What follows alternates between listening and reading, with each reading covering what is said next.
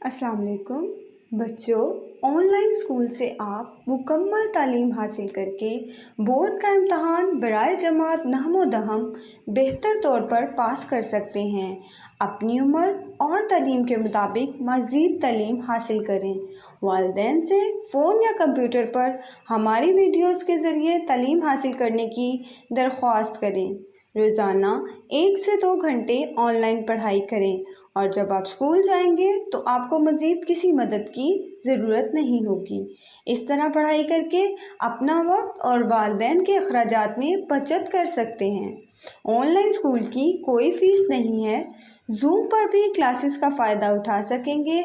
हर class और हर मज़मून की मुकम्मल तालीमी वीडियोज़ मौजूद हैं।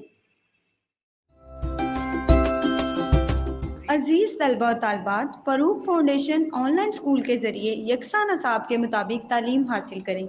अगर हमारी वीडियोस पसंद आएँ तो चैनल को सब्सक्राइब करें और दोस्तों के साथ शेयर करें और बेल आइकन को लाजमी दबाएं ताकि आइंदा आने वाली तालीमी वीडियोस आप हासिल कर सकें।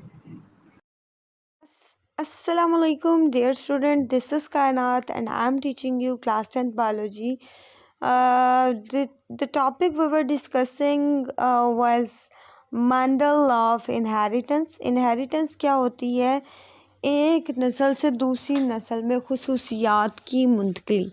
अब यहाँ पे हम लोगों ने डिस्कस कर लिया था कि मेंडल जो था वो कहाँ पे रहता था, मेंडल ने क्या क्या काम किए, मेंडल ने कौन से प्लांट को अपने एक्सपेरिमेंट्स में यूज़ किया और किस वजह से किया, उनके अंदर क्या क्या फ़ीचर्स होने चाहिए जिसकी वजह से मेंडल ने मटरों को सिलेक्ट किया।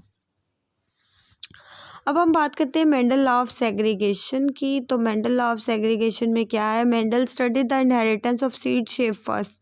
सबसे पहले उसने सीड शेप की जो है इनहेरिटेंस को स्टडी किया। फॉर इस पर्पस के लिए उसने क्या किया? He cross two plants having one contrasting trait. इस पर्पस के लिए उसने दो पौधों को क्या किया? क्रॉस करवाया जिनके पास एक कंट्रास्टिंग ट्रेड था, जैसे कि सीड शेप।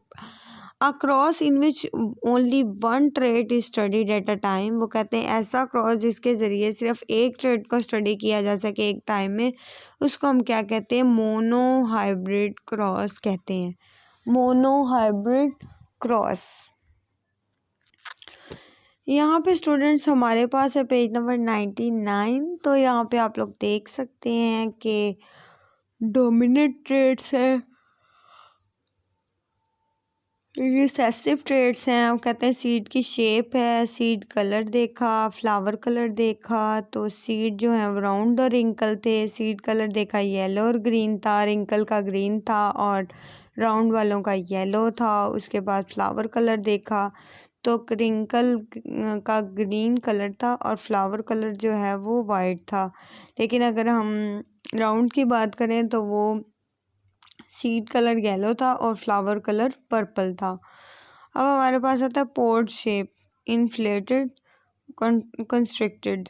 उसके बाद अगर हम पोड कलर की बात करें तो ग्रीन हो सकता था और येलो। अगर हम एक्सियल की फ्लावर पोजीशन की बात करें, एक्सियल पे है या टर्मिनल पे है, तो ये दोनों को देखा। स्टेम लेंथ जो है लॉन्ग है या शॉर्ट है, इन दोनों चीज़ों को भी देखा। Traits in pea plant studied by Mendel. अब ये मेंडल ने जो है स्टडी किया इनके बारे में। Breeding round seed plant with true breeding wrinkle seeded plant. उसने क्या किया मेंडल ने कि राउंड सीडेड प्लांट को true breeding wrinkle seeded plant के साथ क्रॉस कराया। All resulting seeds of the next generation one round. वो कहते हैं तमाम जो सीड्स थे ना वो राउंड पैदा हुए। ठीक है। Mendel declared the trait round seeds as dominant. उसने ये कह दिया कि जो मेंडल ने कह दिया कि ट्रेड है ना राउंड सीड वाले वो डोमिनेंट है, जबकि रिंकल सीड वाले जो हैं वो रिसेसिव हैं। The following year Mendel planted the seeds and allowed the new plant to self fertilise.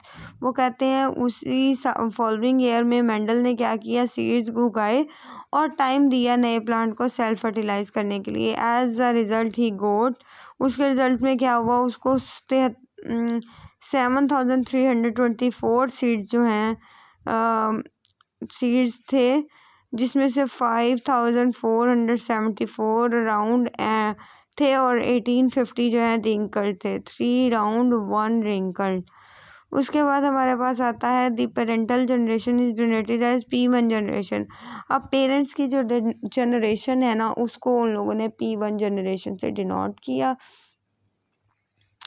Offspring जो थे, जो बच्चे थे P1 जनरेशन के, उसको उन्होंने F1 जनरेशन का नाम दिया। उसके बाद cross in F1 generation produces F2 generation. वो कहते हैं F1 जनरेशन में अगर कोई क्रॉस होता है तो F2 जनरेशन जो है सेकंड फिलियल जो है वो बनेगी। ठीक है, अब यहाँ पे हमारे पास general parental generation F1 generation है, राउंड और रिंकल्ड है तो तमाम राउंड हो गए। उसके बाद F2 जनरेशन है तो राउंड और राउंड है तो 75% राउंड थे और 25% रिंकल थे, यानी राउंड के चांसेस जो हैं वो ज़्यादा हैं। उसके बाद अगर हम बात करें, वो कहते हैं when true breeding tall plants were crossed with true breeding short plants all of spring of F1 were tall plants। वो कहते हैं यहाँ पे जब उसने ट्रू ब्रीडिंग कराई तो लंबे प्लांट्स को क्रॉस कराया शॉर्ट प्लांट्स के साथ, तो F1 जनरेशन में तमाम जो प्लांट थे वो टॉल थे, लंबे थे। तो टॉलनेस जो है वो डोमिनेंट ट्रेट है, यानी जो शो हो जाए। When member of F1 generation were self fertilize, जबकि मेंबर जो थे F1 जनरेशन के वो क्या थे, सेल्फ फर्टिलाइज हुए। Mendel got the ratio of tall to short plants. Mendel ने रेशो हासिल की टॉल से शॉर्ट प्लांट्स की, लंबे से छोटे प्लांट्स की। ठीक है, और वो कौन सी थी, 3:1। अब हमारे पास आता है Mendel conducted that the trade under study were controlled by discrete. वो कहते हैं कि कुछ फैक्टर्स की वजह से, कुछ जीन्स की वजह से जो है वो कहते हैं कि उसने मेंडल ने कंक्लूड किया कि ट्रेड्स जो हैं जिनको स्टडी किया जा रहा है वो किन के अंडर हैं, जीन्स के अंडर है। इन ईच ऑर्गेनिज्म जो genes in pair are present, gene जो होते हैं वो पेयर की सूरत में मौजूद होते हैं। During gamete formation, gamete formation के दौरान क्या होता है, the gene of each pair segregate from each other. वो कहते हैं गेमीट फॉर्मेशन के दौरान क्या होता है, जीन हर पेयर का जो होता है वो सेग्रीगेट करता है एक दूसरे के साथ, और हर गेमीट के पास क्या होता है, रिसीव करता है एक जीन एक पेयर से। When the gametes of male and female parents unite, जब मेल और फीमेल पेरेंट्स की जो गेमीट्स हैं उनको मिलाया, the resulting offspring again gets the gene pair. तो रिजल्टिंग ऑफस्प्रिंग जो थे उन्होंने दोबारा से क्या हासिल किया, जीन्स पेयर में मिले। These conclusion were called law of segregation। ऐसे conclusions को उन्होंने क्या कहा, law of segregation का नाम दे दिया। नेक्स्ट हम करते हैं Mendel law of independent assortment. Law of independent assortment में देखते हैं, in next crosses Mendel study 2 contrasting trade at a time. Mendel ने 2 कंट्रास्टिंग पेयर को, ट्रेड्स को जो है वो देखा। Such crosses are dihybrid cross, और उन क्रॉसेस को उसने क्या नाम दिया, डाई हाइब्रिड क्रॉस का नाम दिया।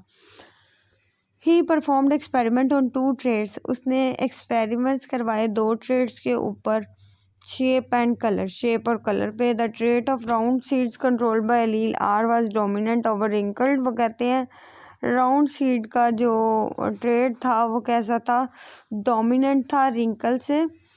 और similarly yellow seed colour was dominant, yellow colour जो था वो डोमिनेंट था over green. Mendel crossed a true breeding plant that had round yellow seeds. Mendel ने क्रॉस कराया दो ट्रू ब्रीडिंग प्लांट्स को, और उससे क्या हासिल हुआ, राउंड येलो सीड्स मिले। With the true breeding plant having wrinkle green seeds, all seeds in F1 generation are round yellow.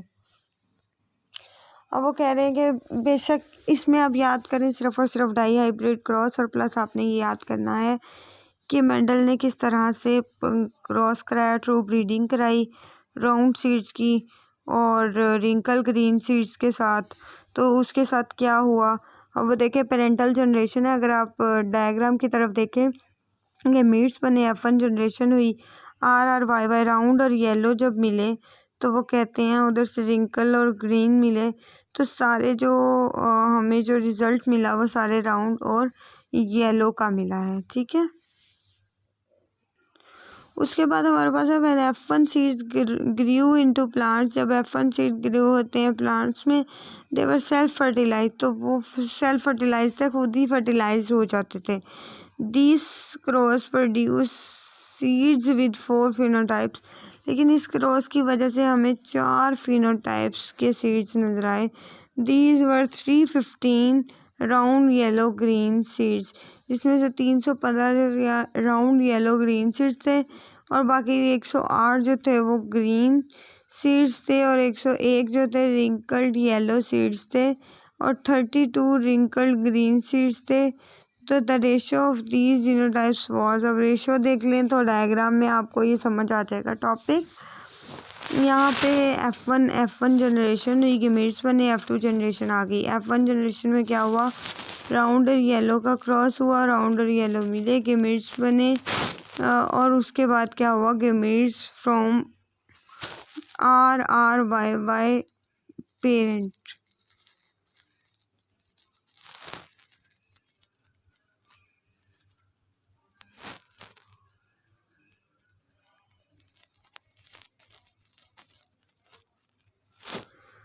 उसके बाद हमारे पास आता है Mendel explain that the 2 trades.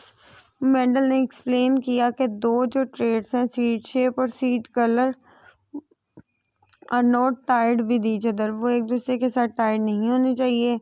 The segregation of R and Y allele happens, जो सारी जो है सेग्रीगेशन जो है कैपिटल R की, स्मॉल R एलील्स की, वो कहते हैं वो क्या हुआ है, happens independently of the aggregation of segregation of D and Y alleles etcetera. उसके बाद हमारे पास है from his second experiment. Second experiment में क्या हुआ, Mendel concluded that different traits are inherited. Mendel ने ये बात बताई कि डिफरेंट ट्रेड्स जो हैं वो इनहेरिटेड हैं और इस प्रिंसिपल को उसने क्या नाम दिया, law of independent assortments. Very important, इसके ऊपर स्टार बना लें। इट स्टेट्स एज, ये क्या बताता है, the alleles of a gene pair segregate, allele जो है जीन पेयर की वो सेग्रीगेट करती हैं, get separated and distributed to gametes, अलहदा होती हैं और उसके बाद फिर क्या होता है कि डिस्ट्रीब्यूटेड टू गमेट्स, गमेट्स के पास में डिस्ट्रीब्यूट हो जाती हैं independently from the allele of the other gene pair, क्योंकि जीन जो है ना वो पेयर की सूरत में मौजूद होते हैं। नेक्स्ट हम लोग डिस्कस करेंगे को डोमिनेंस और इनकम्प्लीट डोमिनेंस। तब तक के लिए इजाज़त दें, अल्लाह हाफिज़, थैंक यू वेरी मच।